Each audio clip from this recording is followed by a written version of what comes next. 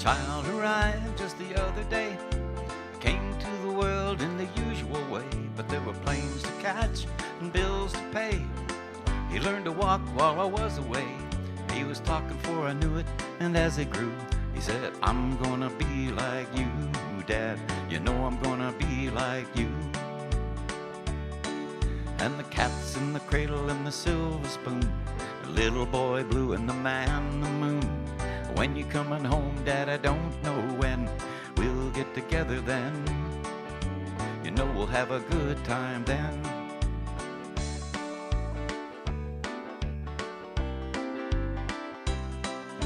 My son turned 10 just the other day. He said, thanks for the ball, Dad, come on, let's play. Can I teach you to throw? He said, not today, I got a lot to do. He said, that's okay. And he walked away, but his smile never dimmed. He said, I'm gonna be like him, yeah, you know I'm gonna be like him. In the cradle and the silver spoon, the little boy blue and the man on the moon. When you're coming home, Dad, I don't know when. We'll get together then. You know we'll have a good time then. Well, he came from college just the other day. So much like a man, I just had to say, son, I'm proud of you. Can you sit for a while? He shook his head and he said with a smile, what I'd really like, Dad, is to borrow the car keys. See you later, can I have them, please? And the cat's in the cradle and the silver spoon, little boy blue and the man on the moon. When you coming home, son, I don't know when. We'll get together then, Dad, you know we'll have a good time then.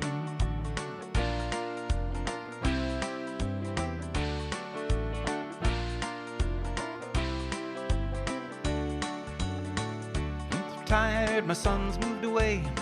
I called him up just the other day. Said, I'd like to see you if you don't mind. He said, I'd love to, Dad, if I could find the time. See, my new job's a hassle and the kids have the flu. It's sure nice talking to you, Dad. It's sure nice talking to you. And as I hung up the phone, it occurred to me, a grown up just like me. My boy was just like me. And the cat's in the cradle and the silver spoon, little boy blue and the man on the moon. When you coming home, son, I don't know when. We'll get together then, Dad, you know we'll have a good time then. And the cat's in the little boy blue and the man on the moon. When you coming home, son, I don't know when. We'll get together then. You know we'll have a good time then.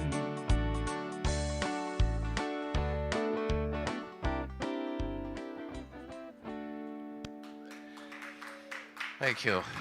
Thank you. Thank you. Well, good morning and happy Father's Day for those of you who are here and those of you who are out there on TV land, like Stefan said last week. I thought that was so funny. Welcome, welcome. I'm so glad that you're here. My name is Reverend Lori Irwin Johnson, and I use the pronouns she and her. And if this is your first time here, I'd like to welcome you. We are here every Sunday at 10 a.m., and if you've been here before and decided to join us again, we're so glad to have you. So glad that you decided to join us here on this wonderful Father's Day. And I'd like to introduce our musical guest. You just heard David Robeck. Thank you for being here, David. I'm so excited. He has some wonderful songs lined up for us today, so I'm glad that he's here, and I appreciate you coming dressed in a dad attire. That looks so awesome. Oh. Yeah. So today... Not a father. You are a father to a lot of people. And just because you aren't a biological father doesn't mean you have not fathered in your life. And women do the same. Women father when their men are not around. So today we are honoring those fathers today, the fathers who father, the fathers who are mentors, the men who are mentors and not necessarily fathers. And so all of the father figures in your life. And for those of you that are here, and if you're interested, we're going to have a little bit of time for you to say something, if you'd like, about your father. After my message, you can come on up. I have an extra microphone right here. And you can tell me a little bit about your dad or a story about a father figure that you had in your life. And we're not going to make you. You don't have to. I'd like to start off our service today with the prayer for protection. So if you know the words, please say them with me. If you do not know the words, please close your eyes and just listen. A wonderful, beautiful prayer written by James DeLette Freeman. And online, for those of you who are online, you can see it on the screen. Let us pray. The light of God surrounds us. The love of God enfolds us. The power of God protects us. The presence of God watches over us. And wherever we are, God is, and all is well. And as we sit here in prayer today, we bring to our consciousness all of the men, the people in our lives that have fathered. And sometimes, like I said, mothers father as well. So all those people in your life that has brought to you the sense of being nurtured and cared for in a fatherly way.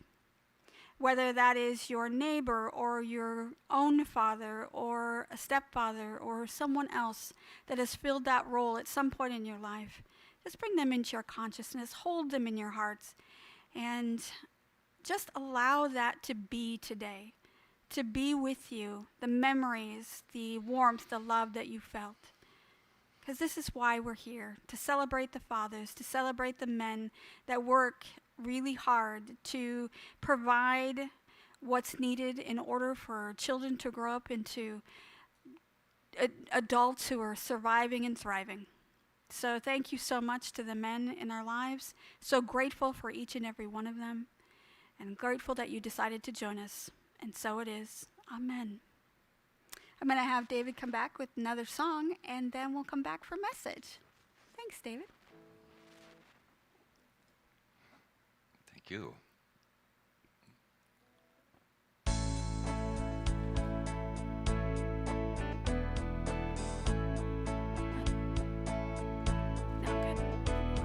Now the secret of life is enjoying the passage of time.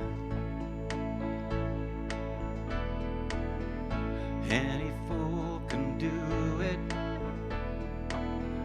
There ain't nothing to it.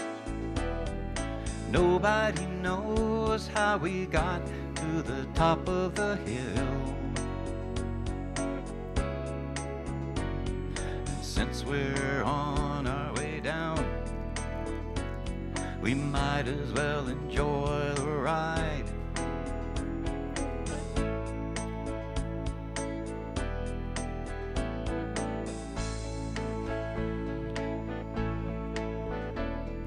Secret of love is opening up your heart.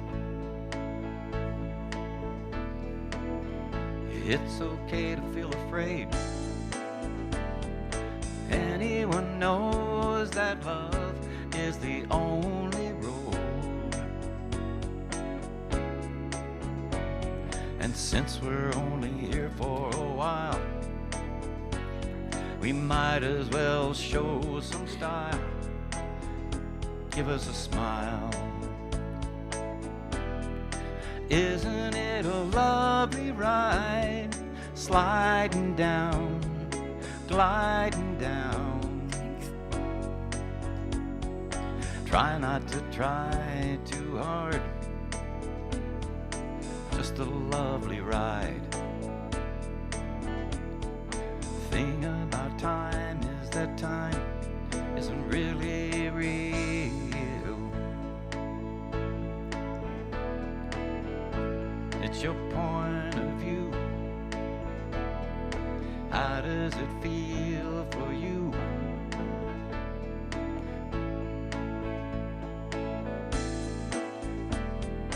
Einstein said he could never understand it at all.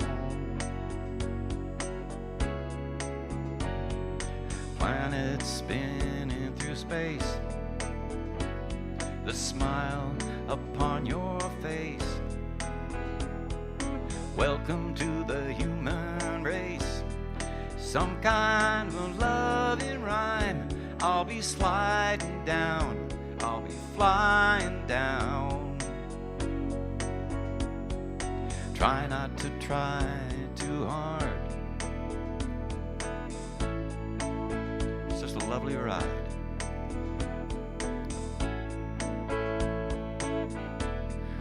Isn't it a lovely ride? I'll be sliding down, I'll be flying down. Try not to try too hard.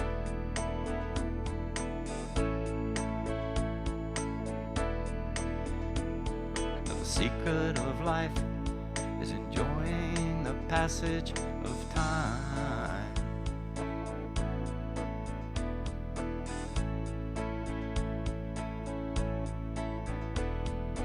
Secret of life.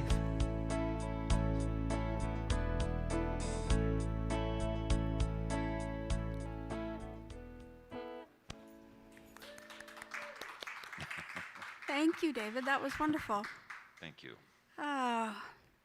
Our affirmation for today is really interesting because it is the first affirmation that ever appeared in the Daily Word. And if you're unfamiliar, for those of you out there that don't know what the Daily Word is, it is a little publication that has daily inspirations and affirmation and verses that you can read on, that you can subscribe to at unity.org. And it's been going on since July 1st, 1924. So today's affirmation is from that first publication in the Daily Word on July 1st, 1924. And it is, God in me is my light and my understanding.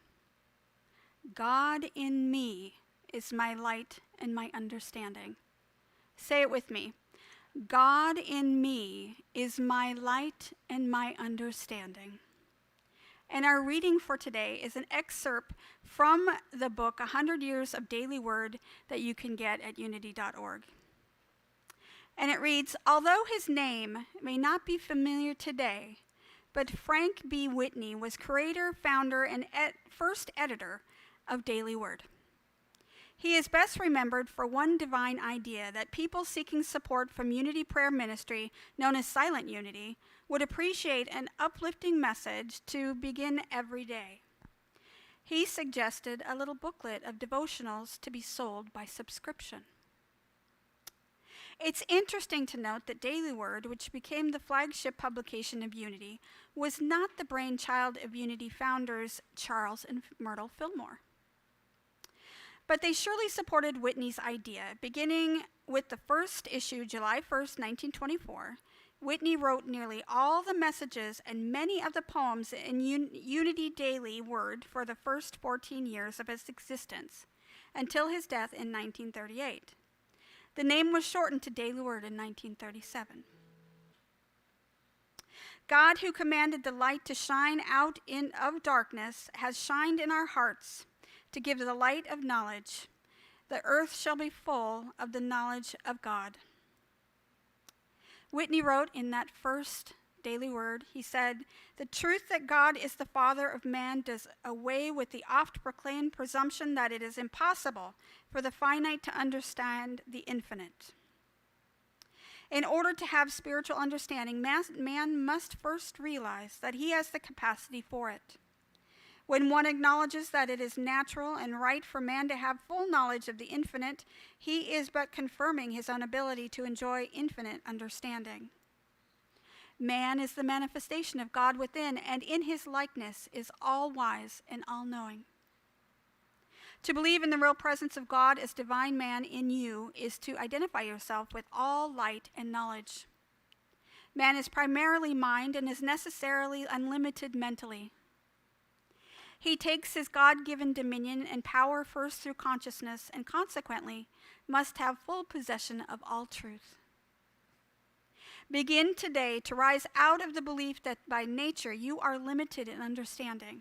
Never think or say that anything is too difficult for you to comprehend. Think of all things that man is capable of as knowing the truth.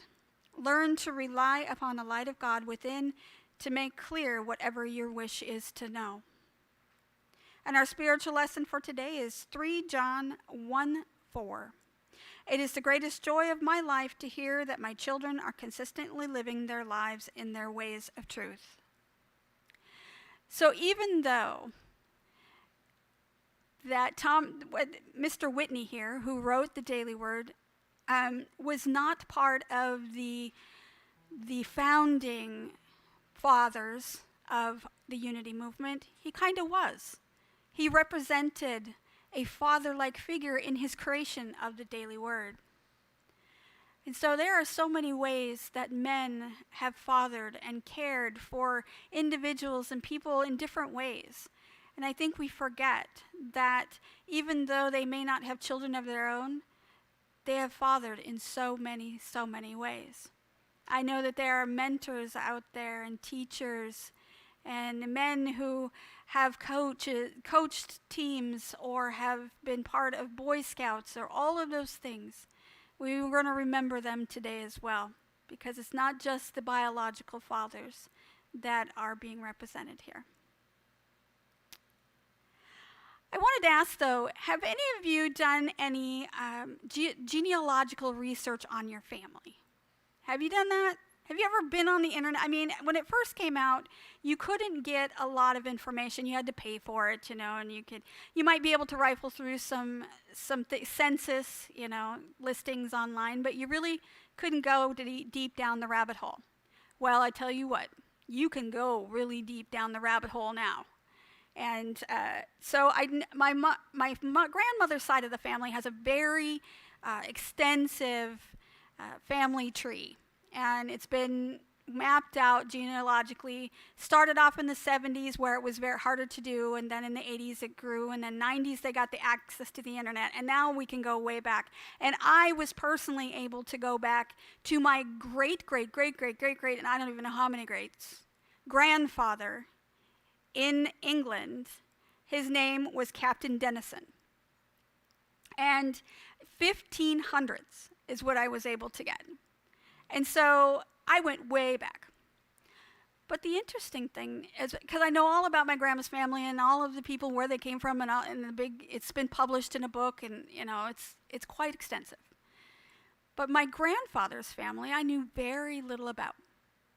I had cousins, I had people that I lived with here in Washington State that lived with me that I knew was part of his family, but I really didn't get how they were part of my family. I didn't realize who my grandfather was in relation to all of my relations.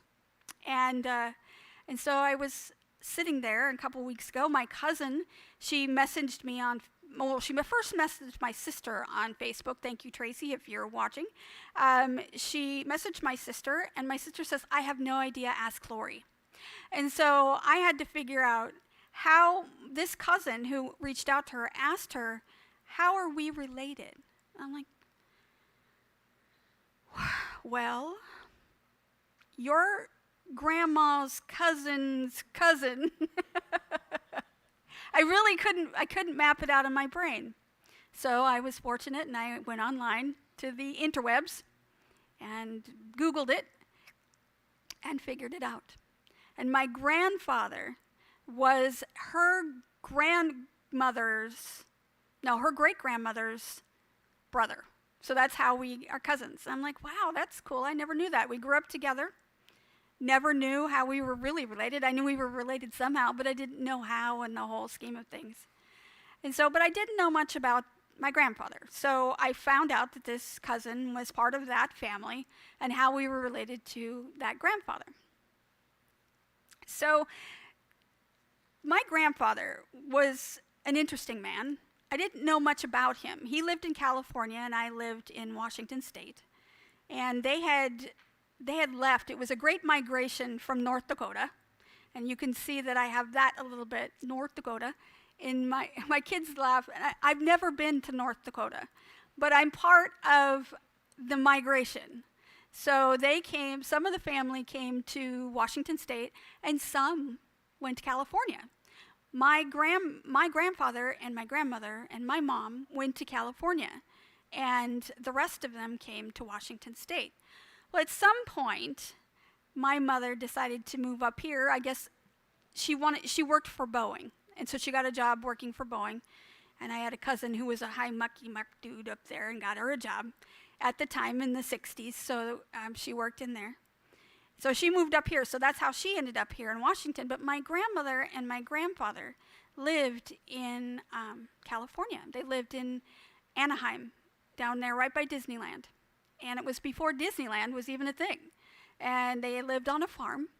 And what I know about my grandpa is that. A few things that I remember, because he passed when I was 8 years old. So it wasn't like I had a lot of memory, but I do have a little bit. And I remember that he called me Schnickelfritz. Does anybody know what that means? If you know what it means, see me after, okay? Because I really don't know. Schnickelfritz, but he called all the kids that, so I don't know. It was just an endearment or something that I was not aware. He chewed tobacco. And he always carried around a coffee can with him, so he couldn't spit on the ground. Gross, I know. He had a rooster. He had a rooster named Harry. And Harry drank beer. And he ate at my grandmother's kitchen table in the morning for breakfast. Now, if you knew my grandma, you could eat off her floors. You could literally put your food on the floor and eat it because they were so sanitary. But she allowed this chicken rooster to come to the table and eat breakfast every morning with my grandfather. I also know he had a mule. And I didn't know what a mule was at the time, but I just thought it was a weird-looking horse. But he had a mule, and he always wore denim overalls. Always. Always. There was never an exception. I think at my cousin's wedding he wore slacks, but other than that, I don't remember not seeing him in overalls that whole time. But other than that, I don't know what his passions were. I don't know what he thought of or what he read. I had no idea if he even read or what was his television shows he liked or who was his favorite singer. I didn't know enough about my grandfather. But I do know that he is part of me. And so I need to be aware of how his influence was in my life and who I became.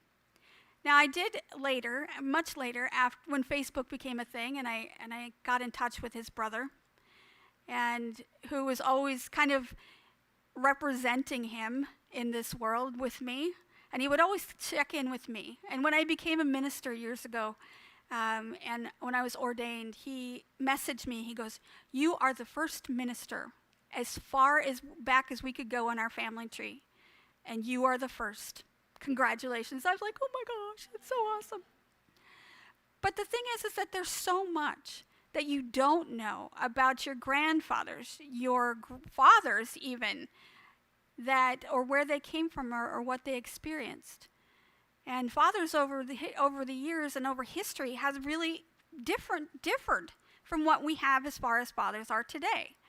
I mean, when you think about my great beyond great grandfather in the 1500s, you know that he did not have much influence on how the children were raised. Women raised the children at that time, and men were really, absolutely hands off unless there was some kind of discipline needed. They were very authoritarian.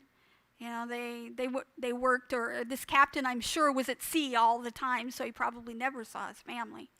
And the only time during that time period, the only time they really got with their families was to help them, whether they have a daughter who had a dowry to be able to marry her off, or they had a son that needed to learn the trade or be able to go to school or to get into the military. But other than that, fathers were kind of really hands off. They were only there to be disciplinarians if they needed to be. So that's how things were then. Doesn't seem like something that you would really want to remember about your father, but that is just the way it was then. They were like that. Fast forward to when my grandfather was a father. He was a father during the Great Depression. And he was a father during World War II. I don't think he was a father during World War I, but unless he had a previous family, I don't think so. And so things were different. They lived in North Dakota, and they lived in a little cracker box house on the plains of North Dakota in a city that had, it wasn't even a city, you can't even call it a city. It was a town that had about, 30 people. That doesn't exist anymore. And I think the majority of those people were my family. And they lived, if you've ever watched Little House on the Prairie, or if you read the books by Laura Ingalls Wilder about Little House on the Prairie, that is what they lived like. They lived in this little house. They lived off the land. My grandfather was a mechanic, and so he worked on old cars. Now they were new cars for him, but for me, it's an old car. And that's what he did. And they struggled, and it was tough. And I know that they dealt with sick children. My aunt was type 1 diabetic in that time period, and when they first started getting insulin. So there were lots of things that he had to deal with as a father that fathers don't have to experience today, because we have changed so much. So there's so much respect that I have for him as I've gone down this rabbit hole of genealogy to realize what he really had to deal with. Fathers, even though they were still hands-off, really, they didn't do a lot of the caregiving of the family, but they were there to provide support, at least financial and support of the family in a different way. So they had evolved from what they were when my great-great-great-great-grandfather was there to what they are today. Fast forward to my dad in the 60s, when I was born in the late 60s. Still, there was this idea, he had started to break the mold a little. Things were different. He listened to rock and roll music, and that was cool, So he was different than his father and his grandfather, and he came in and he was part of our lives, but he supported us, and he fed us, and he took us camping, and we did all, but he wasn't really involved in the parental things, the caregiving things. He didn't change diapers, he didn't feed us, he didn't come to school recitals, that was all mom's work. And he worked at his job, came home, and tinkered in the garage. That's what he did. So parenting was different then. Fathering was different then. And it was something that still inspires me. My dad and I were close, but I see what I'm seeing today. It's different than what it was then. Fast forward to when I got married, and things really changed then. It was no longer the woman at home taking care of the children and the man out in working. It was either two-parent working household where you had children who were latchkey kids, or my husband and I decided we were going to make sure that someone was home for the kids at all times. So he decided to be the caregiver, and he stayed home and filled the role as caregiver. So he took them to school. He carpooled them. He was part of all the coaching. He did all of the cooking and the laundry sometimes and things like that. And so parenting had really changed. The fathering had changed from what it had been before to what we're seeing, a different shift, a way different shift today. Fast forward to my son. My son is a new father. He's been a father for a year. I see in my son something that I would never have expected to see in men in general. No offense to men, but men today who are fathering way differently than they ever did before. We are seeing my son will work and, like women have been doing for several years, and care for the child. We'll put the baby to bed, we'll feed, we'll cook, we'll clean, we'll do laundry. All of these things is divided between the two of them. So it's no longer the women doing all of the caregiving. Now it's distributed amongst them evenly. Well, I think Ave might argue, his wife might argue, but it's getting better. So over time, things have really changed. Fathers have changed, and they've influenced us in different ways that are different than we ever could have thought would influence us as much as it has. If my grandfather or my great-great-grandfather had been different, would I be different today? So the way that they fathered, the way they cared, the way that they gave to us in their own unique ways was different than what you see today, but was special in its own way and has its own place in our hearts. So as we grow, and we all grow until we're no longer here, as we continue to grow, we know that their influence is always with us. And some of us are trying to kick those habits of, my dad he swore like a sailor, and sometimes I hear that coming out of my mouth. And so I realize that I am my father's daughter. I am my grandfather's granddaughter. And I am the great granddaughter of Captain Dennison years and years ago. And I invariably think about that on Father's Day specifically because I know how important it is for each and every one of them, good or bad, and whatever it was that they did, they influenced who I am today. And I'm grateful for that. And so I want to say thank you. Thank you for all the men that have gone before, the men who are still here, and the men that will move forward to be able to care and father for those people, those generations that will continue to move forward long after I'm here. And I love each and every one of them in different ways, but I love them all. I wanted to ask anyone here who is in the building if they are interested in saying a short story about their father. If you wanted to come up here, you could sit down and talk. Say something on the microphone if you'd like about your father, if you are so inclined to do so. Dave, if you have, yes, absolutely, please do. Well, the Robeck side of our family was always a mystery. The grandparents, I wanted to know my grandparents. Well, they both died. My grandfather died the year before I was born, and then my grandma, Robeck, I believe, died when I was 3. But whenever I would ask my father about, the Robecks and the lineage, a lot of times he would break down crying. So I just wouldn't press it. And then, years later, Facebook became a thing. And I think it was 2011, this guy named Matthew Robeck in Nashville contacted me on Facebook. Made friends. Oh, he spelled the name differently.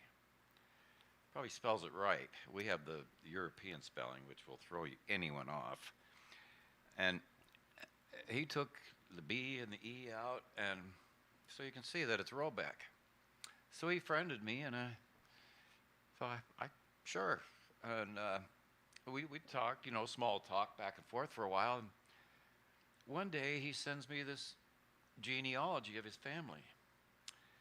And I looked at it, and there was my uncle. And there was my great-uncle, great-great-uncle Jedediah. No, his name was, it was always Jedediah and Seth and that sort of thing. But his name was Charles Walter, and those two names are in our family. And from 1870, what was it, 76? He was with General Miles, who was going to join up with Custer on June, 26th, where he got slaughtered. And I looked at the manifest. There was Charles Walter Robeck, but Custer attacked before, I think it was General Miles, met up with Custer. So that carried that arm of the family.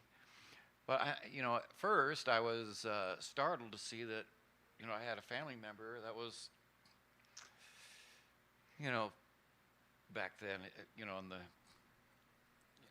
going to join the cavalry to, at Little Bighorn or whatever. But so I'm looking at this, I pick up the phone, Dad, what are you not telling us? Well, it turns out my grandfather got married real young, 17 or 18, and had a boy in like, I don't know, it was 1918 or something. And so there's this whole arm of family in Nashville. Well, turns out my niece was getting married in Clarksville, Tennessee. So we went down. I contacted him and said, we're going to be in Nashville because I wanted to see Nashville. Well, down there in Clarksville. So I met him, and his birthday is February 15th, 1957. Mine is February 14th, 1957. He's a musician. He's a bass player. Wears hats. And I was just astonished, and we met, and both our wives said, these two guys are so much alike. Every now and then he would throw out a zinger, a funny line. And I'd always like 2 beats, and then I'd bust up laughing. So he had the dry sense of humor like me. It just was, that was one of the most significant things that happened to me in that, era, that I met a cousin, and that I like him. That's important. Yes. So, they came up here for a couple of days in June of 2018 and met the old man, and he was very respectful. Very respectful. Called him Alfred. His name was Fred, but he called him Alfred. And there's just this kind of this built-in respect in the South. Or it's not that we don't respect elders up here. It's just sturdier there or something. But anyway, I still don't know much about my grandparents. Just a little bit what mom will tell us. But my father didn't say much, wasn't real critical. He was always supportive of my music. He would, I'd do gigs, and that's my son. I'd hear him in the background. That's my son. Not bad, huh? Get your ears checked, Dad. No. So anyway, he and Dad died at October 5th of last year, and I miss him.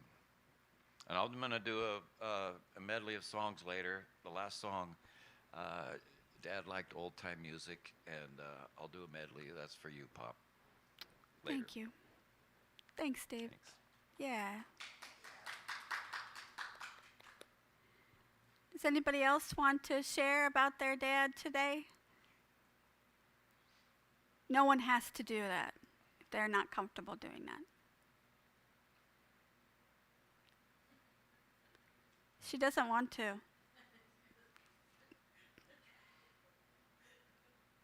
She says no, respectfully.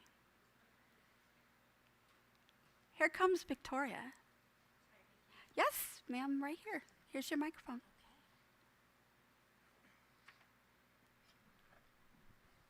I thought maybe the chair was waiting for me for doing announcements. Well, that too, but So my father was Robert La Follette Zander. La Follette, that's a pretty fancy middle name. Sounds quite French, and we were quite German. So I thought that was real interesting.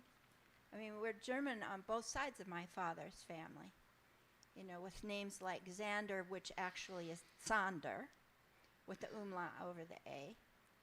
And but it turns out that when my father was a baby, little tiny in arms baby, my grandmother went to a political rally for Senator La Follette in Wisconsin.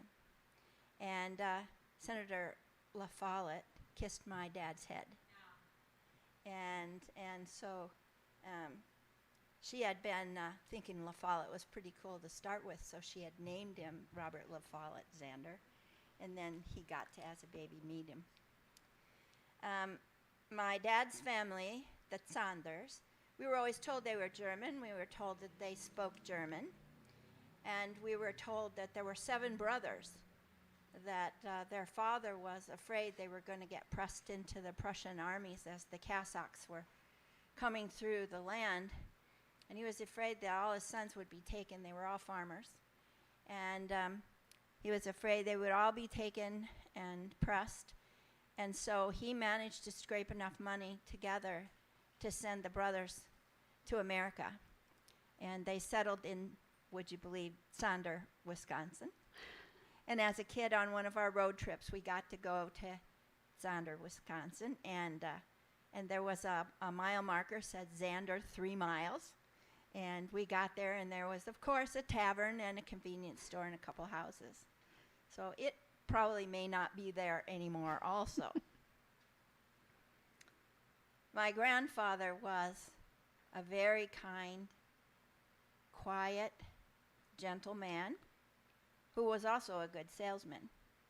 And he passed when I was 6 years old. And he gave me a little tool set because I was interested in carpentry. And I still have the little miniature hammer that he gave me. And I pounded on it so hard that I broke one of the claws off the hammer. My dad welded it back on with brass. I don't know why brass, but I still have it. He passed when I was 6 years old, so I never got to know more than his spirit, really. And he also sold wallpaper, so I coveted his wallpaper sample book for years. I bet.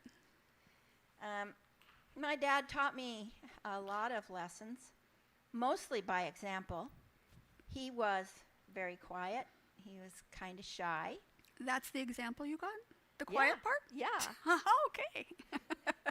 And one of the things that's been huge in my life is he said you always need to try to do your best, not by what somebody else says, but in fact when you look in the mirror every morning and you look at yourself and you say, self, am I doing the best that I can do? If you can answer yes, bravo. And if it's not quite there, then you know what you got to work on. And my father wasn't a salesman like his dad, but when I went into sales, he shared with me something that I just thought was really interesting. He said, as a salesperson working on commission, if you don't have appointments today and people to see, then you're unemployed. Ain't that the truth? So that kind of holds true in a lot of different areas of life as well. If you don't have nothing to do today, guess what? No, you're wasting your precious time. And we only have moment to moment. Dad taught us also that we can always fix things. Depression baby, of course. And he when my mom passed, she passed second. My sister and I were there cleaning up the estate, and there was the paring knife. The blade on the paring knife was about this long, about 1 inch long, because it had been ground down so many. It started out to be a grown-up paring knife. It ended up to be a miniature of its former self, except the handle was still mostly there, but it had finger marks on it from being held for all those years. Parents were married just short of 50 years. My dad was, he carried forth many of the lessons he learned from his dad, like stick-to-itiveness. During the Depression, my dad was one of 4, and his mom didn't believe in working outside the home. During the Depression, a lot of moms were taking in laundry and doing all kinds of jobs in addition to raising their kids. My grandmother refused.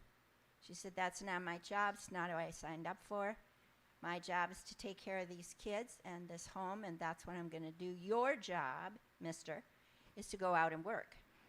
And at that point, he was in insurance sales. And he had sold insurance all over Manitowoc, Missouri, where they ended up moving to. And as an insurance agent, I don't know if it's true these days or not, but they got paid on residuals from policies they had sold, and I think that's true today. But during the Depression, my dad would actually go to people's houses to collect their premiums, because without the premiums being paid, then there would be no residuals and there would be no money coming into their household. And he sold to everyone. Everyone he figured needed certain kinds of insurance, and so he sold to everyone. He was not discriminatory in his ideas about who should have what. And that carried through to my father. And Daddy was the most open-minded person I think I ever met. And he had people from every walk of life in his life. He worked for the University of Illinois in Urbana and then moved to the Chicago Navy Pier campus.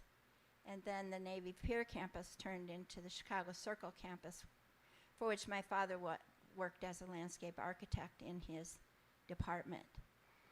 That was a commute from our town of Naperville, Illinois. And he would take the train in every morning, and he would walk the last part to get to work. He chose to walk Halsted Street, and if anybody knows about Chicago, we know that Halsted Street can be a pretty tough area. When I started commuting to Chicago years later, he said, you need to be real careful about where you walk and who you talk to and what you do, because you can disappear real easy. So I said, well, Daddy, what do you do? And he said, well, I just keep my armament. He was a non-violent man. So that kind of connoted to me maybe it was a gun. It was not. It was a set of brass knuckles. Wow. That he carried in his pocket, and he kept his fingers in when he was walking Halsted. Now, as he walked Halsted, this is like a half hour every morning and every evening to go catch the commuter train. And he made friends with the people along the way. He would come home with the best stuff. Like, he came home with a whole leg of lamb one day that the butcher he had met along the way gave him as a present. Wow. I think one of the most exciting gifts that he brought home, Mother didn't appreciate him at first, was he came home with this box. Inside was Jimmy Joe. Jimmy Joe was so ugly, he was cute. He was this terrier mix that had hair going out everywhere, and these little beady eyes and this little pointy nose. And he was little, and he was scrawny, and he was gray and salt and pepper and ugly. And Mother was not real excited about having Jimmy Joe come home, the scrapper from the streets. But my dad, I realized later, had been planting the seed. He'd been talking to my mom about this poor little dog that he kept seeing on his walk that was tied to a drain pipe out in the weather and cold and the ice and didn't have food. And so in my mind I thought, I bet you Jimmy Joe's coming home. And sure enough, he showed up. And of course, the first thing he did was went right to my mother's couch and raised his leg. Had to mark the territory, don't you know? Well, it turned out Jimmy Joe was a member of our family for a long, long time, long after I left home, and made his mark, so to speak, in all of our hearts. Oh. So Dad had a huge heart, and he was very talented. He was a watercolor artist, and some of his paintings, I'm sure, are still hanging in Chicago. He sold the banks, and he did, street markets and all kinds of stuff. He ended up doing portraits of houses for my mom, who was a realtor, Oh. and they'd pick the favorite house. Nice. So that's my daddy. Thank you for sharing that. You're That's welcome. wonderful. Anyone else to see what time it is. We're going to, thank you very much. Do you want to, while you're here, you want to read those announcements? Oh, sure. We're going to read the announcements. Okay. Well, I just happened to bring the She script up happens to here. be right Just here. happened to. So first of all, we want to say thank you to everyone who donated our diapers and wipes and all the baby things. Today's the last day for donation, and so you're free to donate, and we'll be delivering them. If you ever wanted to drop off donations, we would still do it. But this is our drive that ends today. Yeah. That seems only right. We could even be incorporating that into our first Saturday of the month when we make the lunches and everything. We Yeah. do collect donations that day also. So I'm not sure what the first Saturday in July is. I think it's the 1st of July, maybe. I believe so. So at any rate, all our diaper stuff will be going to unhoused families that are transitioning into new homes at the Family Housing Network. Next Sunday, wear your rainbow colors. I'm in with that. We'll do rainbow colors supporting Pride Month. And our musical guest next week will be Christine S. Young. And that's the 25th. And on that same day after church, we're going to meet here. And didn't you say last week we're going to get to have some food, some sustenance? Of course. Yes, we'll have Can't have a sustenance. meeting after church without snacks. Got to have snacks. No, Not no, today. Not today. No, we didn't do that. No. And There's And- bagels right down the street. oh yeah, have some of those bagels with the big line of people. And breakfast at Dawson Tavern That's is right. down the street is wonderful as Yep. well, Been there. and quite reasonable. Yeah. So next time after church on the 25th, we're going to have what's called a World Cafe style discussion.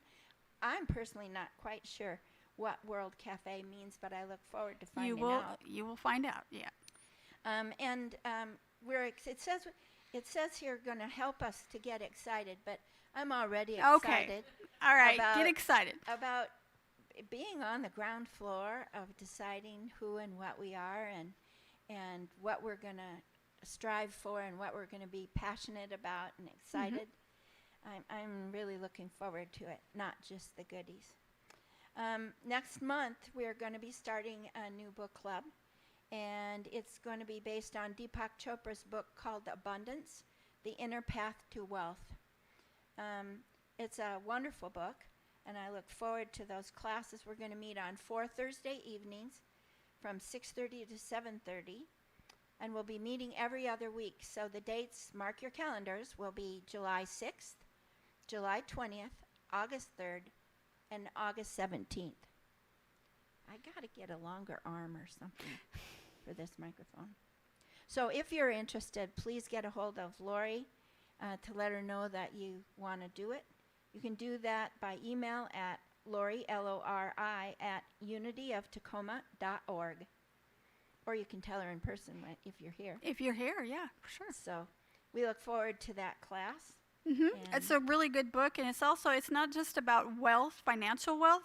It's about inner wealth. What is it that you are creating within yourself to make you feel abundant in your life? So it's a wonderful book. And I think that abundance probably also tags into pivoting and change. Absolutely. to Because change, it's yeah. about, you can get to a certain point and you have your wealth. But then if you decide to pivot and make changes in your life, your wealth is going to change as well. Correct. And so maybe that's part of the visualization that Chopra brings to us and Yep. you. Agreed. Thank you. Yeah, thank you. Thank you for reading that. And for those of you who are online that wanted to help donate to what we're doing here at Unity of Tacoma, you can go to our website. You can go to Facebook. You can use Zelle and our telephone number. And it's, I suppose I better look it up because I can never remember. 253-576-3225. Or you can mail a check to Unity of Tacoma, P.O. Box 112289, Tacoma, Washington 98411. So I want to thank you for all of your donations and your gifts here. They go to the programs that we have, the diapers that we create, the diaper drive and the sandwich making that we do at the beginning of the month, and for all of the programs and the musicians that we have on Sundays. So please give if you can. If you're here in the building, you can use our prosperity box in the back of the building if you are interested in doing that. I wanted to invite Dave back because he does have a medley of songs that he wants to play, and so I wanted to give him the time to do that. So I want to thank everyone for being here today. I know it was a little different service than what we normally have, but I wanted the opportunity to experience and just to remember our fathers and our father figures, and to be able to allow the voices of our fathers to come through us this morning. So thank you for sharing. Thank you also, Dave, for sharing.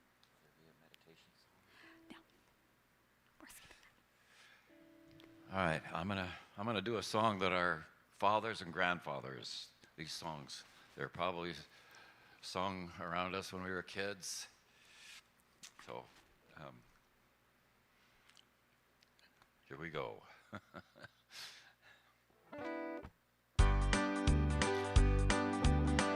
Heart of my heart, I love that melody.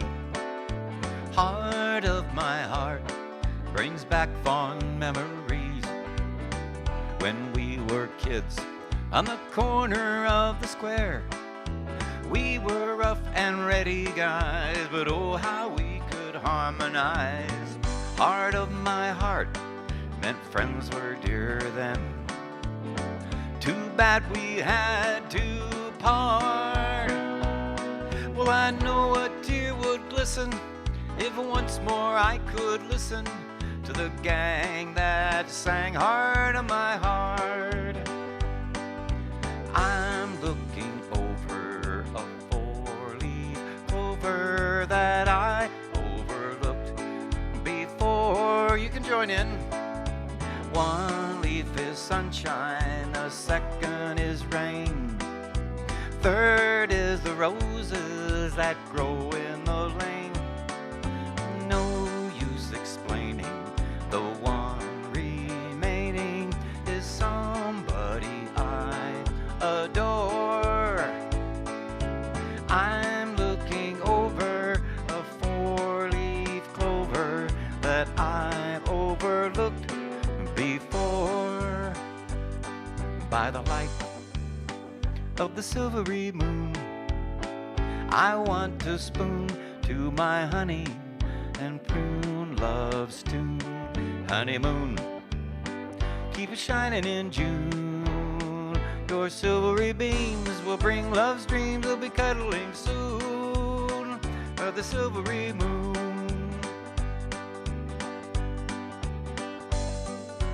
Shine on, harvest moon up in the sky.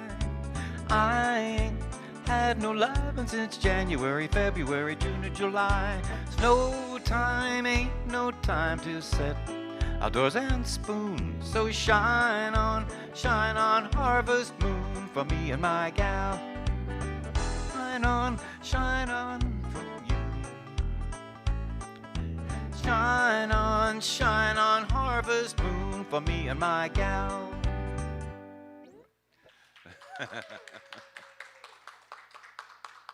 Thank you. That goes with the hat. Thank you, David. That was wonderful. We're going to do our final song, and if you wanted to stand, you sure can. And we're going to sing Let There Be Peace on Earth. And I want to thank you all for joining us today. So I'm going to sit.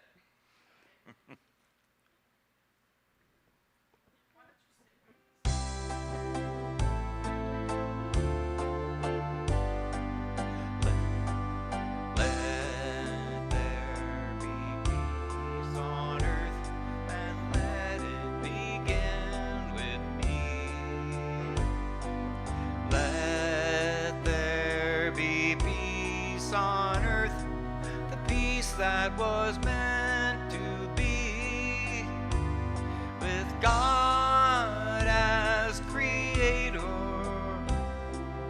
family all are we. Let us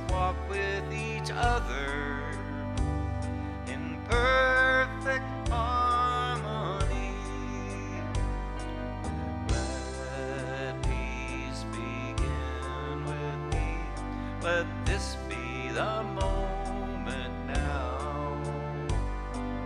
With every step I take, let this be my joyous vow. To take each moment and live each moment easy on me. Let there be peace on earth. Let it be with me. Thank you so much. Happy Father's Day.